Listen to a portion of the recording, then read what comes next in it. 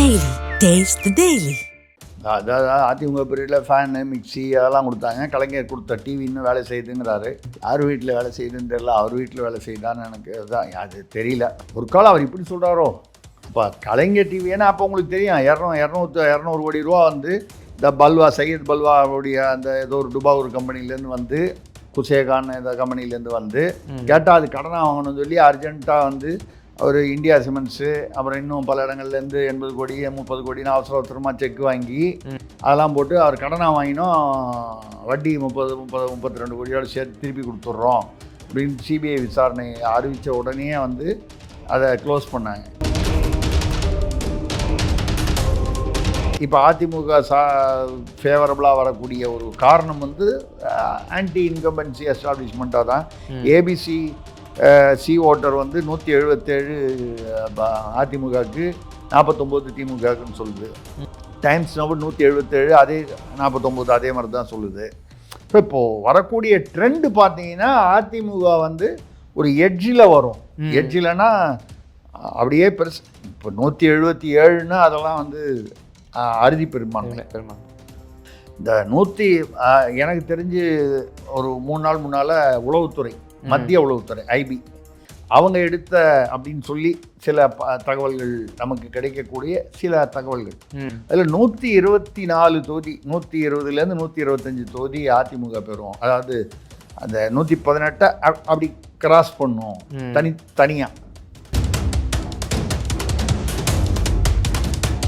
யாரோ ஒரு முக்கிய புள்ளி அவருக்கு வந்து பிரெயினே இல்லை, அதாவது அவருக்கு மூளை இல்லை, அவர் டெல்லியில் போய் இங்கிலீஷில் என்ன பேசி கிழிப்பார். இப்போ அவருக்கு தான் பெரிய பிரெயின் இருக்கா?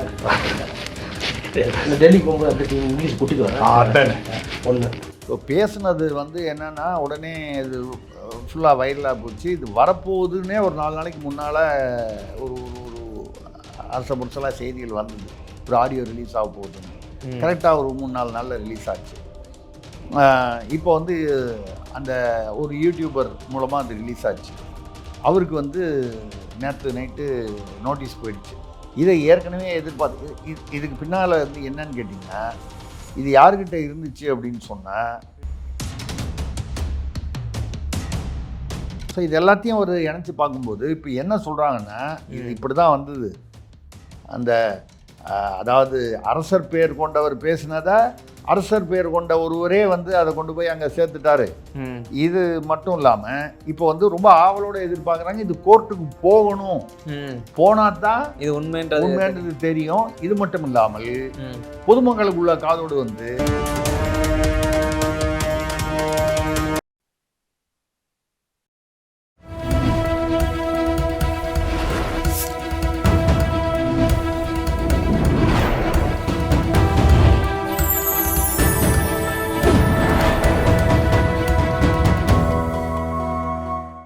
சேனல் 5 தமிழ் நேயர்களுக்கு வணக்கம். திருசக்தியாரின் கேள்வி பதில் நிகழ்ச்சியில் உங்கள் சந்திப்பதில் மகிழ்ச்சி அடைகிறேன். சார் தயாராக இருக்காரு, வாங்க கேள்விகளை கேட்கலாம். சார் வணக்கம். வணக்கம், சொல்லுங்கள். ஆரம்பிச்சிருவோமா சார் கேள்விகளை? செஞ்சிருவோம். ஓகே சார், முதல் கேள்வி ஓசூர்லேருந்து ராமராவ் கேட்கிறார். பாலியல் போக்சோ வழக்கில் 10 வருடம் சிறை தண்டனை பெற்றவர் மனைவியை திமுக திருப்பரங்குன்றம் வேட்பாளராக்கி இருக்கிறது. மக்களுக்கு என்ன சொல்ல வருகிறது திமுக? இது என்ன, இதை போய் திமுக திராவிடத்தை அறிந்தவர்கள் அங்கே வந்து முக்கியமான குவாலிஃபிகேஷனே வந்து ஏதோ ஒரு திமுகவில் வந்து ஒரு நீங்கள் ஒரு புகழ் பெறணும்.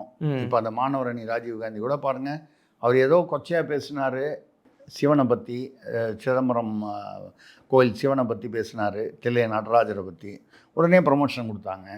இந்த மாதிரி வந்து டிஆர் பாலு வந்து 100 கோயிலை நான் அடித்தேன்னு மேடையில் பேசினார். அவரை இன்னும் மெயின்டைன் பண்ணிக்கிட்டு வராங்க நல்ல லெவலில். இப்படி வந்து அதாவது திமுகவில் வந்து தவறுகள் குற்றங்கள் இதெல்லாம் மக்களுக்கு எதிரான விஷயங்கள் செய்ய அவர்களுக்கு மதிப்பு வந்து அதிகமாகும். அந்த வகையில் இவர் எவ்வளோ பெரிய ஸ்டாரு, அந்த சிறுமி பாலியல் வழக்கில் வந்து குற்ற வழக்கில் நடைபெற்று தண்டனை பெற்றிருக்கார் 10 வருஷம்.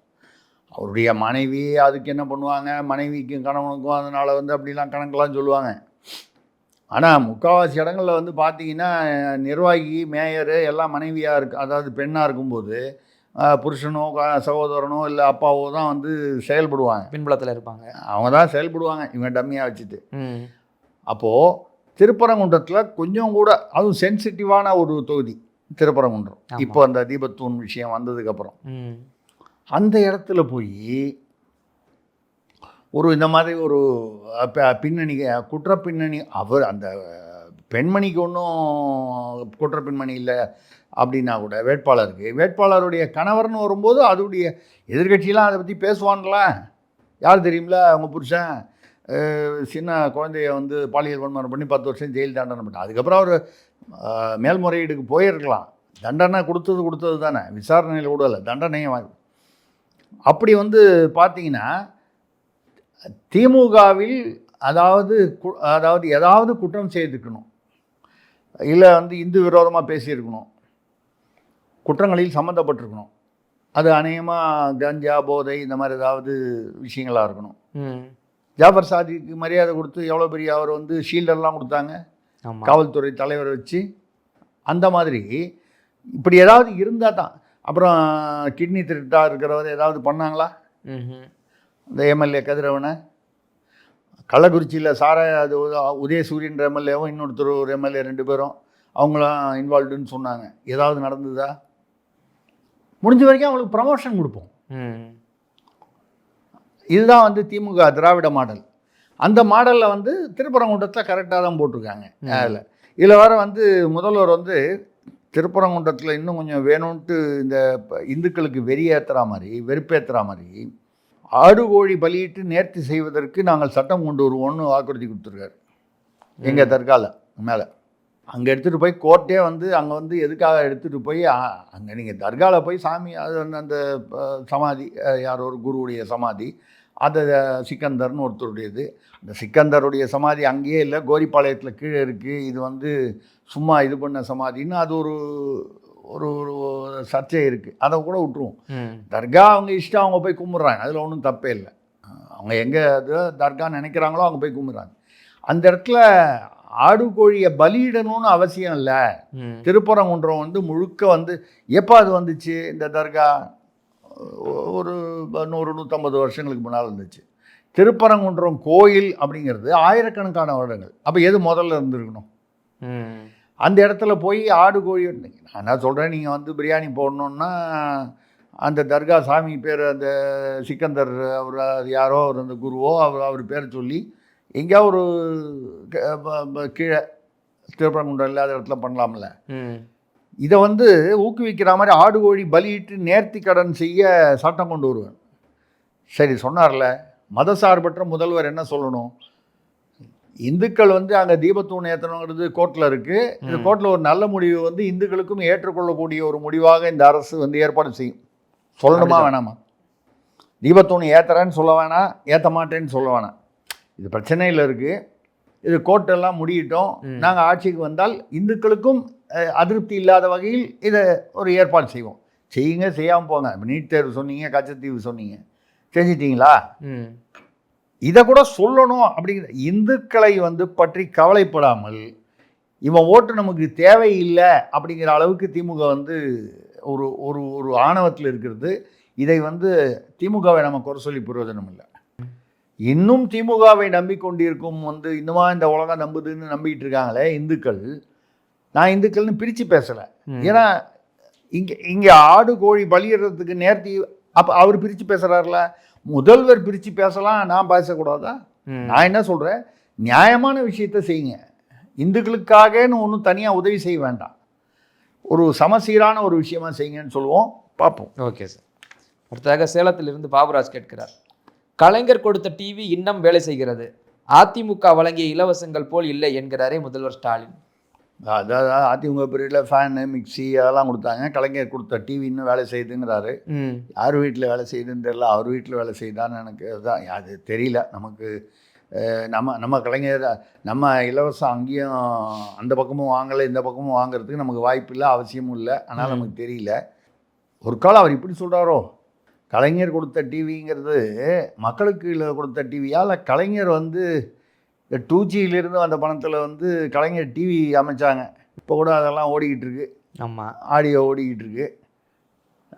என் வீட்லையா பிடிச்சாங்க, என் வீட்லையா பணம் பிடிச்சாங்க, கலைஞர் டிவியில் தானே பிடிச்சாங்க அப்படின்னு இப்போ யாரோ பேசுகிறதெல்லாம் வந்து பிடிச்சாங்க. அப்படின்னா என்ன அர்த்தம்?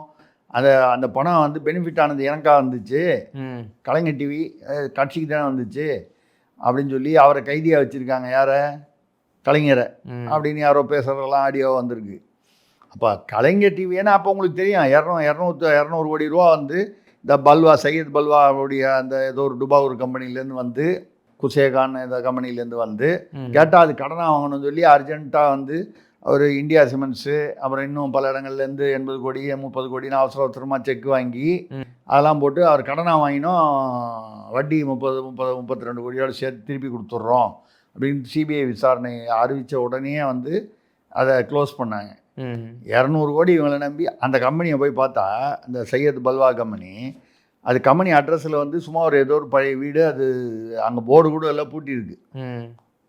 அது துபாகூர் கம்பெனி பேர் மட்டும் வச்சுட்டு சும்மா அந்த இடத்துல அட்ரஸை போட்டு அந்த கம்பெனி அக்கௌண்ட்டில் அங்கேருந்து அவனுக்கு எப்படி பணம் வந்துச்சு? அவன் ஒன்றும் இல்லை, அவன் இந்த பணம் செலவை பண்ணுறவன். அந்த வழக்கெல்லாம் இன்னும் மேல்முறையீட்டில் தானே இருக்குது. ஸோ ஒரு கலைஞர் டிவி கொடுத்தது அப்படியே இருக்குன்னு சொல்ல மனசில் வந்து இது மாற்றி சொல்லியிருப்பாரா, இல்லை அவர் அந்த அர்த்தத்தில் சொல்லி நமக்கு புரியலையான்னு தெரியல, பார்ப்போம். Okay sir. அடுத்த ஸ்ரீரங்கத்திலிருந்து மைத்திரி ராகவன் கேட்குறாங்க, கிண்டியில் பறவைகள் பூங்காவில் பல பறவைகள் இறந்ததுடன் நாமக்கல்லில் பல்லாயிரம் கோழிகள் பறவை காய்ச்சலால் இறந்திருக்கின்றனவே, இது மக்களுக்கும் ஆபத்து தானே? அதாவது கொஞ்ச நாள் முன்னால் இந்த கிண்டியில் பறவைகள்லாம் இறந்தது. அதுக்கு முன்னால் எங்கள் இடம் பகுதியில் அடையாறு பகுதியில் பார்த்திங்கன்னா சுமார் 1000க்கு மேற்பட்ட காகங்கள் இறந்துக்கிட்டு தானே. இதெல்லாம் ஏதோ ஒரு காய்ச்சல் ஒரு நோய் வந்தால் தான் அந்த மாதிரி இறக்கும். இன்னும் ஒன்று 2 வேணால் எங்கேயா இறக்குமே தவிர எல்லாம் ஒரே மாதிரி சமயத்தில் இறக்காது. பறவை காய்ச்சல் கிண்டியில் வந்தது. கிண்டி அந்த சில்ட்ரன்ஸ் பார்க்குன்னு சொல்லுவாங்கள்ல, குழந்தைகள் பூங்கா, அதை வந்து மூடி வச்சுருந்தாங்க ஒரு 15 நாளைக்கு மேலே, 20 நாள் இன்னும் மூடி வச்சுருந்தாங்க. இப்போ நாமக்கல்லில் வந்து கோழிகளுக்கு ஆயிரக்கணக்கான கோழிகளுக்கு இது பறவை காய்ச்சல். இதில் கோழிகள் தான் இருக்கிறதுலையே வந்து மக்களுக்கு ஆபத்தானது. நீங்கள் கிண்டி பூங்காவை மூடி வச்சிடலாம், 1 மாதம் கூட மூடி வைக்கலாம், தப்பு இல்லை. முட்டை போடுறது இல்லை கோழி. நாமக்கல் தான் வந்து முட்டையுடைய தலைநகரம். அங்கேருந்து தான் எல்லா இடத்துக்கும் முட்டைவாசி முட்டை வருது. இப்போ இந்த முட்டைகளில் எது வந்து அந்த பறவை காய்ச்சலுடைய பாதிப்பு அந்த முட்டையில் இருந்ததுன்னு வச்சுங்க, முட்டை சாப்பிட்றவன் எல்லாருக்கும் இதே மாதிரி பறவை காய்ச்சல் அது சம்மந்தமானது வந்து எல்லா ஆஸ்பத்திரி, அது ஒரு கொரோனா மாதிரி ஒரு அந்த மாதிரி ஒரு டெங்கு அந்த மாதிரி வரக்கூடிய ஒரு விஷயம். ஆனால் இதுவரை இதை பற்றி சுகாதாரத்துறை அமைச்சர் மாசு சார் இருக்காரு, சார் ஒன்றுமே பேசலை. இந்த நாமக்கல் அந்த முட்டை வியாபாரிகள் சங்கம் அவங்க தலைவர் அவர் இவர் இந்த மாதிரி அந்த வியாபாரம் சம்மந்தப்பட்டவங்க பேசுகிறாங்க. ஆயிரக்கணக்கான கோழிகள் தினம் வந்து செத்து போகுது. நாங்களே வந்து அந்த கோழிக்கு அந்த உடம்புன்னா அதை சாகடிச்சிடுறாங்க. ஏன்னா அது உயிரோடு இருந்து அது முட்டை போட்டு அது இல்லை வேறு ஏதாவது இன்னொரு கோழி அந்த காய்ச்சல் ஒன்னோட ஒன்றும் பரவிச்சுன்னா அப்படி இவ்வளவு நடக்குது. இது ஏதோ பறவைகளுக்காகன்னு சொல்லி நம்ம விட்டுற முடியாது. மற்ற உயிரினங்களை பொறுத்து தான் மனிதனின் உயிருங்கிறத வந்து நம்ம புரிஞ்சுக்கணும். அதுவும் வந்து கோழின்றது முட்டை வர்றதுனால அது ஒன்று. உங்களுக்கு தெரியுமா, என்று தேனீக்கள் வந்து இந்த உலகத்தில் வந்து இல்லாமல் போகுதோ பூமியில், அன்றைக்கி மனிதன் இருக்க மாட்டான் உயிரோட.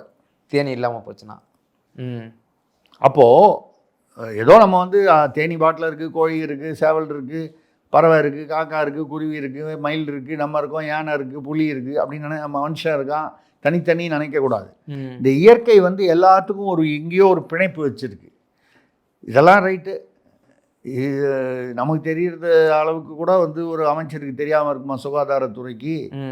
பவர் இல்லாமல் இருக்கனால ஒரு வேலை கேட்கலையோ சொல்ல. பவர் இல்லாமல் இருக்கிறதுனால ஏன்னா தேர்தல் வர்றதுனால பவர் இல்லை, பவர் நேமில் மட்டும்தானே அமைச்சர் வச்சுக்க முடியும். ஆனால் ஏங்க இங்கேருந்து அங்கே பணத்தை எடுத்துகிட்டு போகிறதுக்கு பிடிஓ வந்து சொல்லி எம்எல்ஏ இப்போ கார் வருது அது செக் பண்ணாமல் அனுப்புங்கன்னு சொல்லி அந்த ஏற்பாடெல்லாம் பண்ணுறதுக்கு பவர் இருக்குல்ல. டிஎன் புதூரில் நடந்தது இல்லை, சங்கரபந்தல் பக்கத்தில் ரேவதின்னு ஒரு பிடிஓ வச்சு. நான் சொல்கிறது ஒரு உதாரணம், இந்த மாதிரி எத்தனையோ நடக்குது.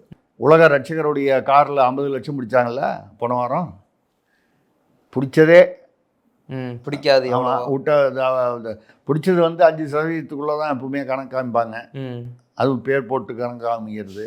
யாரோ ஒரு டிரைவர் ஒரு குடும்பத்தில் விவசாயி போனான்னா, அவன் ஏதோ டைல்ஸ் வாங்குறதுக்கு போனான்னா, வீடு கட்டுறதுக்கு மேஸ்திரியை கூப்பிட்டு போனால், இவங்ககிட்ட இவங்ககிட்ட 10,000 இருந்தது, பொண்டாட்டிக்கிட்ட 10,000 ஏதோ இருந்தது, மச்சார் தான் அவங்ககிட்ட ஒரு 8,000 ஏதோ இருந்தது.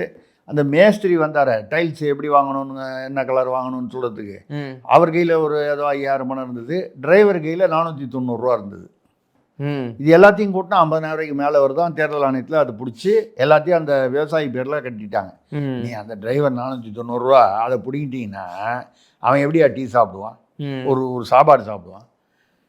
இந்த கோடிக்கணக்கில் போகிறதெல்லாம் விட்டுறாங்க. இல்லைங்க, தேர்தல் ஆணையம் வந்து ஏதோ தேர்தல் ஆணையங்கிறது வந்து ஒரு குறிப்பிட்ட அதிகாரிகளோடு முடிஞ்சு போகுது.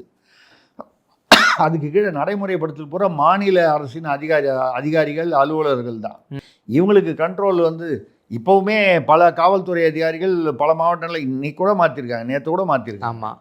ஏன் மாற்றுறாங்கன்னால் அந்த காவல்துறை அதிகாரிகள் தேர்தல் ஆணையர் சொல்வதை கேட்பதில்லை, கேட்க மறுக்கிறார்கள். மாநில அரசிலிருந்து இன்னும் என்ன உத்தரவு வருதோ அதான் வந்து அவங்க ஒபே பண்ணுறாங்க. ஏன்னா தேர்தல் ஆணையம் 10 நாள் ஆச்சுன்னா அந்த தேர்தல் முடிஞ்சதுன்னா எல்லாம் கிளம்பி போயிடுவாங்க, அவ்வளோதான், ஒன்றும் இல்லை. அவ்வளோதான். இந்த அரசு இருந்தால் நம்ம போஸ்டிங்கு, பவரு, வசூல் இதுதான் நடக்குது. நம்ம வந்து அதாவது பறவை காய்ச்சல் என்பதை சர்வசாதாரணமாக எடுத்துக்கொள்வதுடன் இவர் சுகாதாரத்துறை தேர்தல் ஆணையம் வந்துருச்சு இல்லை, அவருக்கு பவர் இல்லை. அமைச்சர் மாண்புமிகு சுப்பிரமணியம் சார் அவர்கள் வந்து இந்த மாதம் சம்பளம் வாங்க மாட்டாரா? கண்டிப்பாக வாங்குவார். எம்எல்ஏ சம்பளம், மந்திரிக்கு உள்ளான எல்லா அலவன்ஸும் வாங்குவார்ல. கோட்டர்ஸ் காலி பண்ணிட்டாரா? தேர்தல் ஆணையம் வந்துருச்சு இல்லை, முதல்வர்லேருந்து எல்லா மந்திரிகளும் வந்து அப்படின்னா அவங்கவுங்க வீட்டை காலி பண்ணிட்டு சொந்த வீட்டுக்கு போக வேண்டியதானே. அரசு குவார்ட்டர்ஸில் இருக்காங்க, போலீஸ் பாதுகாப்பு இருக்குது, எல்லா விதமான இதை அனுபவிக்கிறாங்கல்ல, சலுகைகளும். அதனால் கடமைகளை செய்யணும், அதுக்காக தானே வச்சுருக்காங்க. இல்லைன்னா ஒன்று பண்ணலாமே, தேர்தல் ஆணையம்னு வந்தவுடனே கவர்மெண்ட்டை டிஸ்மிஸ் பண்ணிடலாமே ஒரு சட்ட அமைப்பிலேயே. எங்களுக்கு பவர் இல்லைன்னு சொல்கிறது வந்து சும்மா பம்மாத்து வேலை, அது அவ்வளோதான். அடுத்ததாக மீனம்பாக்கத்திலிருந்து சாரநாதன் கேட்கிறார், சமீபத்தில் வெளியாகும் கருத்து கணிப்புகள் அதிமுக கூட்டணிக்கு ஆதரவாக வருகின்றனவே, காரணம் என்னவாக இருக்கும்? இதில் என்ன பெரிய காரணம்? மக்களுக்கு வந்து அதிருப்தி, அதுவும் இந்த பெண்கள் பாதுகாப்பு விஷயமாகவும், அதான் பாலியல் குற்றங்கள், கஞ்சா போதை, மெயினாக வந்து பெண்கள் பாலியல் குற்றங்கள் 2 வயசுலேருந்து 80 வயது மூதாட்டி வரை. இன்னொரு பக்கம் வந்து அதாவது டாஸ்மாகை தாண்டி இந்த கஞ்சா, ஹீரோயின் இதெல்லாம் வந்து அந்த மற்ற மெட்ஸு இதெல்லாம் வந்து இது 2 தான் வந்து என்னை பொறுத்த வரைக்கும் மேஜர் இஷ்யூ. ஊழல் இருக்குது இல்லைன்னு சொல்லலை, பட் ஊழல் வந்து எல்லா ஆட்சியிலையும் இருக்கக்கூடியது. கொஞ்சம் கம்மியாக இருந்தது, கொஞ்சம் அதிகமாக இருந்தது, காமன் திங் ஆயிடுச்சு. அது வந்து ஆமாங்க அப்படி தாங்க இருக்கும் அப்படின்னு ஏற்றுக்கிற மாதிரி ஆயிடுச்சு மக்களுக்கு. பட்டு ரொம்ப வித்தியாசமாகவும் ஆபத்தாகவும் இருப்பது வந்து இந்த பெண்கள் பாதுகாப்பு ஒன்று, இன்னொன்று போதைப் பொருள். அதனால் வந்து உங்களுக்கு வந்து இதில் தமாஷ் என்ன சொல்கிறாருன்னா, எனக்கு என்ன கவலையாக இருக்குன்னா, முதல்வர் வந்து என்ன சொல்லிட்டாரு, மீண்டும் திமுக ஆட்சி மலர்ந்து வளர்ச்சி பாதையில் தமிழகம் போகுங்கிறார். இப்போ இந்த 5 வருஷம் போனது தான் வளர்ச்சி பாதைன்னா, மறுபடியும் திமுக வந்து இப்படி மக்களை இருந்தாலும் பயமுறுத்தக்கூடாது. ஏற்கனவே அவன் வந்து தமிழ்நாடு இருக்கிற நிலைமையை பார்த்து பொண்ணை ஸ்கூலுக்கு அனுப்புறதா, வீட்டுக்குள்ளே வச்சுக்கிறதா, பொண்டாட்டியை பத்திரமா, நான் வேலைக்கு போகும்போது பொண்டாட்டி பத்திரமா வீட்டில் இருப்பாளா, கடைக்கு போனால் வந்து என்ன ஆகும், அது பொண்டாட்டியை பற்றி பண்ணிட்டு கவலைப்படாமல் இல்லை, வீட்டில் இருக்கிற பாட்டியை பற்றி கூட கவலைப்பட வேண்டிய, பாட்டிகளுக்கு கூட பாதுகாப்பு இல்லைன்னு எடப்பாடி பேசினார். அந்த மாதிரி இருக்கக்கூடிய ஒரு சூழ்நிலையில் மீண்டும் தமிழக ஆட்சி மலர்ந்து வளர்ச்சி பாதையில் தமிழகம் தொடருங்கிறார் முதல்வர். இப்படியே தொடர்ந்ததுன்னா தமிழகம் எங்கே போகுதுன்னே தெரியாது. அப்படியே போய் இந்துமா கடலில் வந்து தமிழகமே வந்து அழிந்து விடும், கடல் அழியலைன்னா கூட போதை கடலில் அழிந்து விடும் அப்படிங்கிற அளவுக்கு இருக்குது. இதெல்லாம் தான் இந்த இப்போ அதிமுக ஃபேவரபுளாக வரக்கூடிய ஒரு காரணம் வந்து ஆன்டி இன்கம்பன்சி எஸ்டாப்ளிஷ்மெண்ட்டாக தான். ஏபிசி சி ஓட்டர் வந்து 177 அதிமுகவுக்கு, 49 திமுகவுக்குன்னு சொல்லுது. டைம்ஸ் நம்பர் 177, அதே 49 அதே மாதிரி தான் சொல்லுது. டெமோக்ரஸின்னு ஒரு இது வந்து 182 அதிமுக, 51 திமுக. தந்தி டிவி வழக்கமாக ஆளுங்கட்சிக்கு ஓரளவுக்கு இணக்கமாக இருக்கக்கூடிய பொதுவான டிவி, அவங்க வந்து 46% அதிமுக வாக்கு வங்கி, 34 திமுகன்றாங்க. விகடன் அவ்வப்போது திமுகவுக்கு ஆதரவாக அப்படி கொஞ்சம் அப்படி இருப்பாங்க, நடுநிலை மாதிரி இருப்பாங்க, உள்ளுக்குள்ளே கொஞ்சம் ஒரு சமயத்தில் அது சப்போர்ட்டாக இருப்பாங்க. அவங்க பார்த்தீங்கன்னா 151 to 158 அதிமுக, 76 to 83 திமுகங்கிறாங்க. நேற்று வடநாட்டு ஆங்கில சேனல்களில் பிபின் சர்மான்னு ஒருத்தர், அவர் வந்து 114 அதிமுக, 104 இது அது பேர் என்ன திமுக, 6 பிஜேபிங்கிறாரு. அப்போ 104 6 சேர்த்தா 120 வந்துடுது, 10 தாவேகா அப்படின்னு சொல்கிறாரு. அப்புறம் ராஜலட்சுமி ஜோஷின்னு ஒரு அம்மா இதே மாதிரி அரசியல் இவங்க வந்து 110லேருந்து 120 அதிமுக, 90லேருந்து 100 திமுக, 20லேருந்து 25 தாவேக, அப்புறம் இல்லை 20லேருந்து 25 பாஜகன்னு சொல்கிறாங்க. அங்கே தான் எனக்கு இடிக்குது. மொத்தமே நிற்கிறதே அவங்க வந்து 27. அதில் 20 25 என்னுடைய கணக்கில் வர்றதுக்கு வாய்ப்பு இல்லை. சரி, ரைட், அவங்க சொல்கிறாங்க, நம்ம என்ன சொல்கிறது. தாவேக்கா 5 to 10 அப்படின்னு சொல்கிறாங்க. ஸோ இப்போது வரக்கூடிய ட்ரெண்டு பார்த்தீங்கன்னா அதிமுக வந்து ஒரு எட்ஜில் வரும். எட்ஜில்னா அப்படியே பெருசு. இப்போ 177ன்னா அதெல்லாம் வந்து அறுதி பெரும்பான்மை. இந்த எனக்கு தெரிஞ்சு ஒரு 3 நாள் முன்னால் உளவுத்துறை, மத்திய உளவுத்துறை ஐபி, அவங்க எடுத்த அப்படின்னு சொல்லி சில தகவல்கள் நமக்கு கிடைக்கக்கூடிய சில தகவல்கள். ஏன்னா இந்த தகவல்கள்லாம் நீங்கள் போய் ஐபியில் ஆமாம் நீங்கள் தான் வந்து கண்டுபிடிச்சிங்களான்னு கேட்கவும் முடியாது. அவன் ஆமான்னு சொல்ல போகிறது இல்லை, இல்லைன்னு சொல்ல போகிறது இல்லை. அதில் 124 தொகுதி, 120லேருந்து 125 தொகுதி அதிமுக பெறும். அதாவது அந்த 118 அப்படி கிராஸ் பண்ணும் தனியாக, கூட்டணி இல்லாமலே. மற்ற இதெல்லாம் சேர்ந்து ஒரு அந்த கூட்டணியில் ஒரு 15-16 தொகுதி வரும். திமுகவுக்கு மட்டும் ஒரு 80 தொகுதி வரும் அப்படிங்கிற மாதிரி ஐபி வந்து இது. ஏன்னா ஐபி வெளியிடுவது வந்து இன்னும் கொஞ்சம் மற்ற எல்லாத்தையும் விட இன்னும் கொஞ்சம் நீங்கள் வந்து அதை ஓரளவுக்கு ஆத்தென்டிக்காக எடுத்துக்கலாம். இப்படி இருக்கக்கூடியது இருந்தாலும் எப்போவுமே கடைசி தீர்ப்பு மக்கள் கையில் தான். அது எப்படின்றத பார்ப்போம். அடுத்ததாக பாளையங்கோட்டையிலிருந்து செந்தூரபாண்டியன் கேட்கிறார். பெண் குழந்தை பிறந்தால் 1 லட்சம் ரூபாய் வைப்பு நிதியாக தருவதாக புதுவை முதல்வர் ரங்கசாமி தெரிவித்துள்ளாரே. நான் என்ன சொல்கிறது, என்னை பொறுத்த வரைக்கும் இது பல வருஷங்களுக்கு முன்னால் ஏதாவது தமிழ்நாட்டில் சொல்லியிருந்தா கூட எனக்கு ஏதாவது பிரயோஜனப்பட்டிருக்குமான்னு சொல்லலாம். சரி, இது ரொம்ப டூ லேட். நமக்கு வந்து இனிமேல் அது வந்து இதை பற்றி நினைக்கிறதுல வாய்ப்பு இல்லை. ஆனால்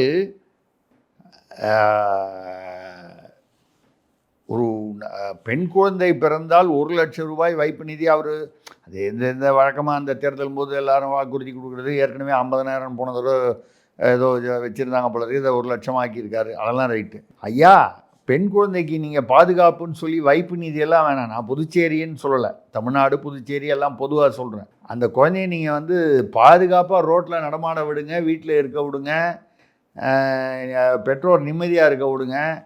அந்த பெற்றோரே அவன் பத்திரமா பார்த்துப்பாங்க அந்த பாதுகாப்பை.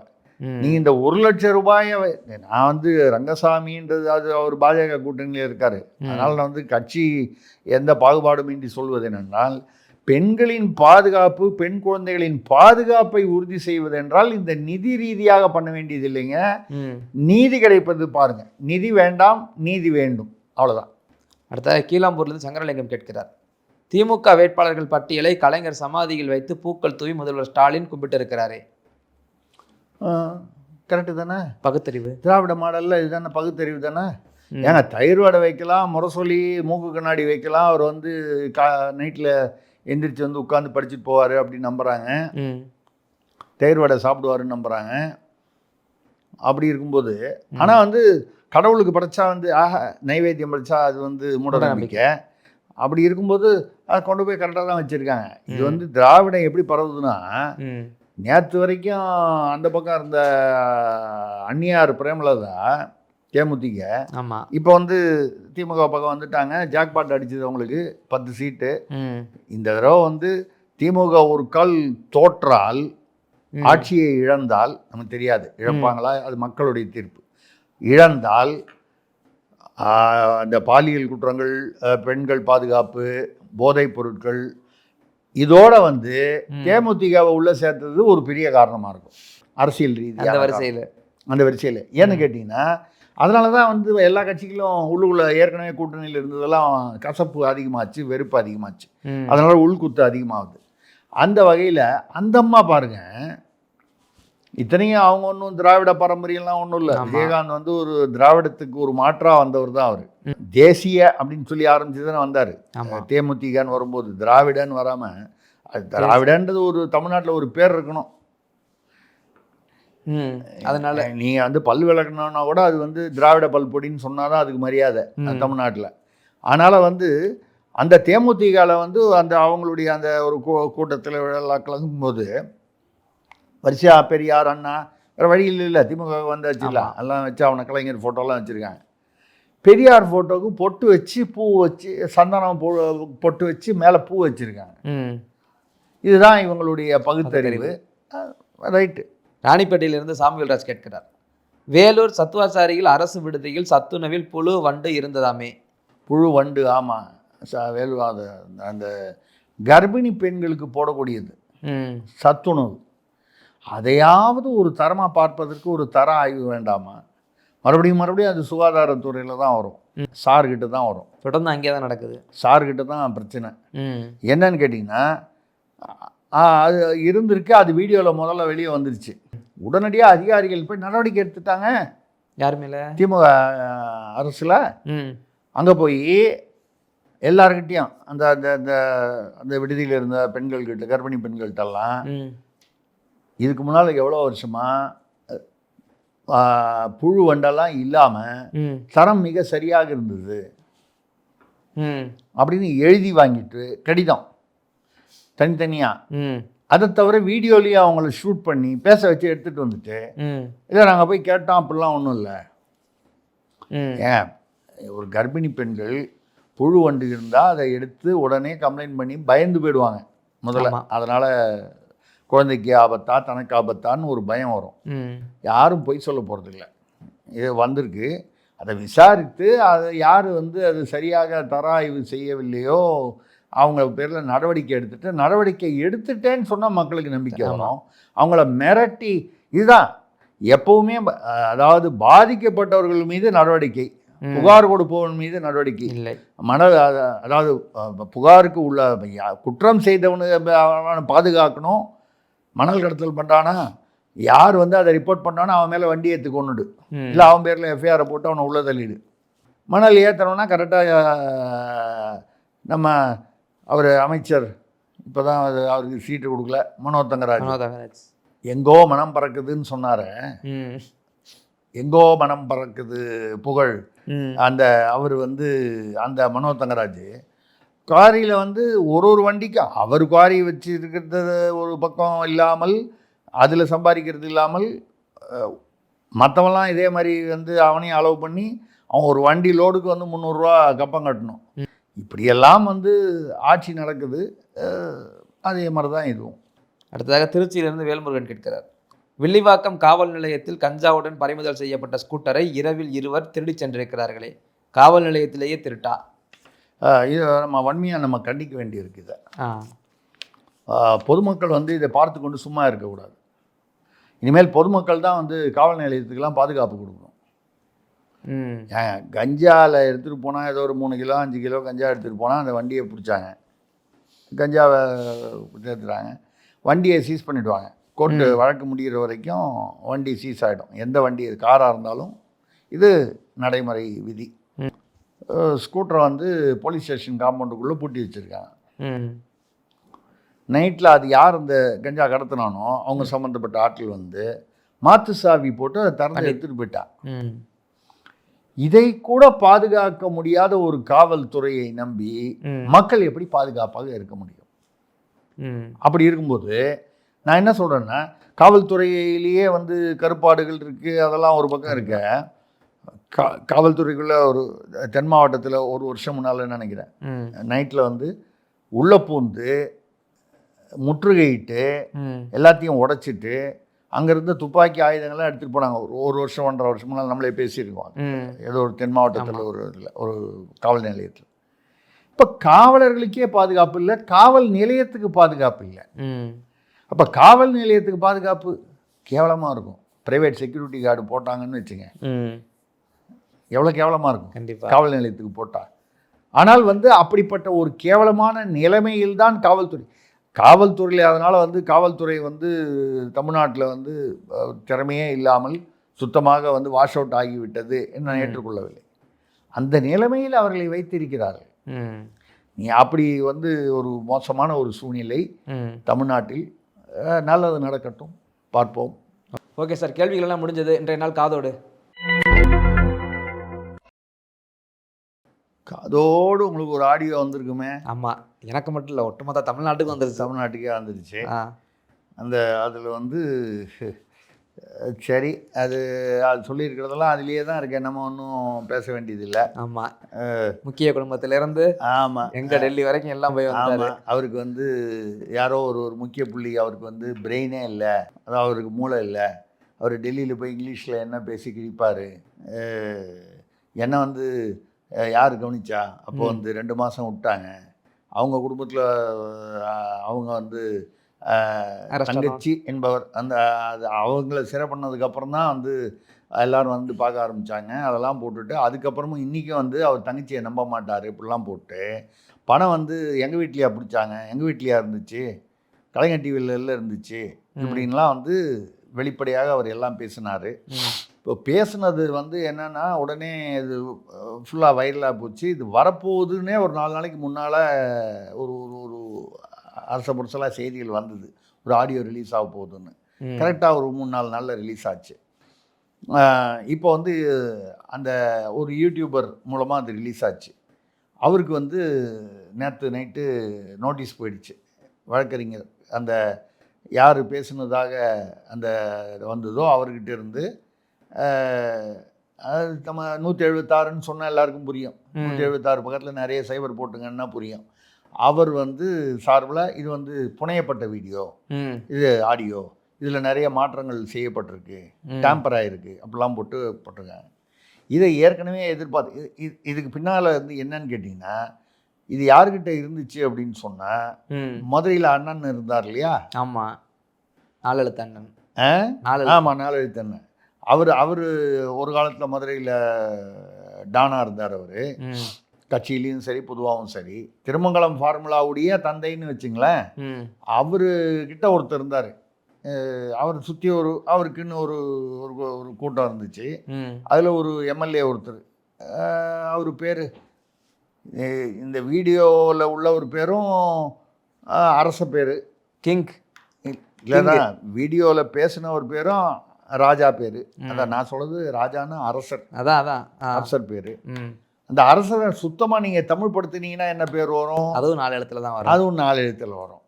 சரி, என்ன சொல்லுவாங்க, ரஜினி நடித்த படம் கூட அதில் வரும். ஆமாம், வரும். அதனால் அவர் தான் வந்து சமீபத்தில் 1 மாதம் முன்னால் அதிமுகவில் போய் சேர்ந்துட்டார். ரைட், அண்ணன்ட்ட இருந்து அங்கே போயிட்டார். ஆமாம், அங்கே போயிட்டார். அவருக்கு இங்கே வரதுக்கு விருப்பம் இல்லை, அதனால் அங்கே போயிட்டார். அவர் தான் வந்து அப்போவே வந்து செய்தி சிலைகள் வந்தது. அவர் பல விஷயங்களை வந்து அங்கே கொண்டு போய் சேர்த்துட்டாரு, ஆதாரங்களையும் ரகசியங்களையும் சேர்த்துருக்காரு. அது அண்ணனாக சொல்லி அனுப்பிச்சதா இல்லை அண்ணன்கிட்ட இருக்கும்போது இவர்கிட்ட இருந்ததை அவர் பயன்படுத்தி கொண்டாரா தெரியல. எப்படி வேணாலும் இருக்கலாம். ஏன்னா அண்ணன் டோட்டலாக ஒதுக்கீடில் வச்சுருக்காங்க. அண்ணனையும் ஒதுக்கி அண்ணன் குடும்பத்தையும் ஒதுக்கியிருக்காங்க. அங்கே அண்ணனுடைய மகள் வந்து இந்த தடவை அரசியலுக்கு வரணும், தேர்தலில் நிற்கணும்னு ஆசைப்பட்டாங்களாம். இங்கே ஒரு மொழிங்கிற மாதிரி அங்கே ஒரு விழி. ஆமாம், அவங்க அங்கே அவங்க வந்து அவங்களுக்கு அதெல்லாம் முடியாதுன்னு சொல்லி ஒதுக்கி விட்டாங்களாம். ஒரு காலம் அந்த கோபத்தினால வருத்தத்தினால இருக்கலாம். இதில் என்னன்னா, இந்த நோட்டீஸ் வரணும்னா இப்போ அவங்க வந்து இவங்க ஆவலாக எதிர்பார்த்துருக்காங்க. எந்த தரப்பு? இலை தரப்பு. ஏன்னா இலை தரப்பு தான் தங்களுக்கு வேண்டிய ஒரு யூடியூபர் மூலமாக இதை வெளியிட்டுச்சு. அந்த யூடியூபருக்கு இப்போ நோட்டீஸ் வந்துடுச்சு, நேற்று ராத்திரி வந்துடுச்சு. அவர் வந்து சந்தோஷப்படுறாரு, அப்பா நோட்டீஸ் வந்துடுச்சு அவர் பேரில். என்னன்னா, நடவடிக்கை எடுக்கட்டும், கோர்ட்டுக்கு போவோம், இது கோர்ட்டில் கொடுத்தா ஃபாரன்சிக் லேபரேட்டரிக்கு அனுப்புவாங்கள்ல, இது உண்மையா பொய்யான்னு. உண்மையானு ப்ரூவ் ஆகிடுச்சுன்னா அதில் வந்து அவருக்கு இங்கிலீஷு அவர் போய் டெல்லியில் பேசி கிழிப்பாரா, அவருக்கு வந்து மூளை இல்லை, சூழ்நிலை கைதியாக வச்சுருக்காங்க பெரியவரை, அப்போ கலைஞர் இருந்தார் அவரை. அதுக்கப்புறம் வந்து கட்சியை வந்து ஒரு நாளைக்கு கைப்பற்றுவோம், என்னை வெளியெல்லாம் அனுப்ப முடியாது, எனக்கு செல்வாக்கு இருக்குது, நான் ஒரு லாக் வச்சுருக்கேன். இதைத்தான் ஒரு காலத்தில் வைகோ சொல்லிகிட்டு இருந்தார். பெட்டி பெட்டியா கோபாலபுரத்துக்கு பணம் போச்சு, 2G பணம் அப்படின்னு வந்து முதல்வர் பேரையும் முதல்வருடைய தாயார் பேரையும் சொல்லி அப்போ வைகோ பேசுன வீடியோலாம் இன்னும் இருக்குது. ஸோ இது எல்லாத்தையும் ஒரு இணைச்சி பார்க்கும்போது இப்போ என்ன சொல்கிறாங்கன்னா, இது இப்படி தான் வந்தது. அந்த அதாவது அரசர் பேர் கொண்டவர் பேசினதை அரசர் பேர் கொண்ட ஒருவரே வந்து அதை கொண்டு போய் அங்கே சேர்த்துட்டாரு. இது மட்டும் இல்லாமல் இப்போ வந்து ரொம்ப ஆவலோடு எதிர்பார்க்குறாங்க, இது கோர்ட்டுக்கு போகணும், போனால் தான் இது உண்மைன்றது தெரியும். இது மட்டும் இல்லாமல் பொதுமக்களுக்குள்ள காதோடு வந்து இன்னும் 3 ஆடியோ இருக்கான். இது எல்லாமே இந்த 3 ஆடியோ. ஆமாம், இப்போ வந்ததே வந்து சிலது பார்ட் 1 பார்ட் 2 வந்து சிலது முழுசாக வந்துடுச்சு, எல்லாருக்கும் வந்துடுச்சு, தமிழ்நாடு பூரா தெரிஞ்சிச்சு. இவங்க ரொம்ப ஆடி போயிருக்கிறதா, ஆளுங்கட்சி தரப்பில் மிகவும் ஆடி போயிருக்கிறதா. என்னதான் இருந்தாலும் அவர் வந்து ஒரு வழக்கறிஞர், அது பேசியவர், ஒரு அறிவாளி என்று மெச்சப்படுபவர், பட்டியல் சமூகத்தை சேர்ந்தவர், பல விஷயங்கள் இருக்குது. அவருக்கென்று ஒரு வட்டம் இல்லை, அந்த கிளை குடும்ப வட்டத்தில் அவரும் வருகிறார். அந்த கிளை குடும்பம் இருக்கு இல்லையா, அந்த கிளை குடும்பத்துக்கு நெருக்கமான வட்டத்தில் வருகிறார். நிறைய அவருக்கு இருக்குது. அதை விட முக்கியமான விஷயம் வந்து டெல்லி பாஜகவுடன் ஒரு ஒரு ஒரு தொடர்பில் இருக்கிறார் அவர். எல்லாருமே அது ஒரு சேஃப்டிக்கு அதை வந்து வச்சுக்கிறாங்க. அப்போது கட்சியை உடைப்பதற்கு இது டெல்லி பாஜக ஷா வேலை செய்ய ஆரம்பிச்சிட்டாங்க. நான் ஷான்னு சொல்கிறது நான் அங்கே உள்ள ஆம்பளை ஷாவை சொல்கிறேன். நீங்கள் ஏதாவது ஒரு பொம்பளை ஷாவை நினச்சிக்கிட்டு சார் வந்து குடும்ப விவகாரத்தில் தலையிடுறாருன்னு அதெல்லாம் ஒன்றும் சொல்லாதீங்க. அது ஷாவுடைய விளையாட்டு ஆரம்பம். அதில் இது ஒரு பார்ட். இப்போ உள்ள ஆளுங்கட்சியை வந்து பிளவுபடுத்தித்தான் பலவீனப்படுத்த வேண்டும் என்பதற்கான ஆட்டம் ஆரம்பம் அப்படின்னு சொல்கிறாங்க. இன்னும் 3 ஆடியோ வரப்போகுது, அது இந்த தேர்தலுக்குள்ளே வரும். இது இதை விட இன்னும் டேமேஜிங்காக இருக்கும் ஆளுங்கட்சி தலைமைக்கு அப்படின்னு சொல்கிறாங்க. ஸோ திமுக வந்து எந்த கொம்பனாலும் திமுகவை அசைக்க முடியாது அப்படின்னு சொல்லிட்டு இருந்த காலம் போய் கொம்பு கொம்பாக உடைச்சிருவாங்க போல தெரியுது. இதுதான் இன்னைக்கு காதோடு. இன்றைய நாள் காதோடு மருமை மக்களின் கேள்விகளுக்கான பதிலும் அருமை. அடுத்த ஒரு நேர்காணலில் சந்திப்போம். நன்றி. நன்றி, வணக்கம்.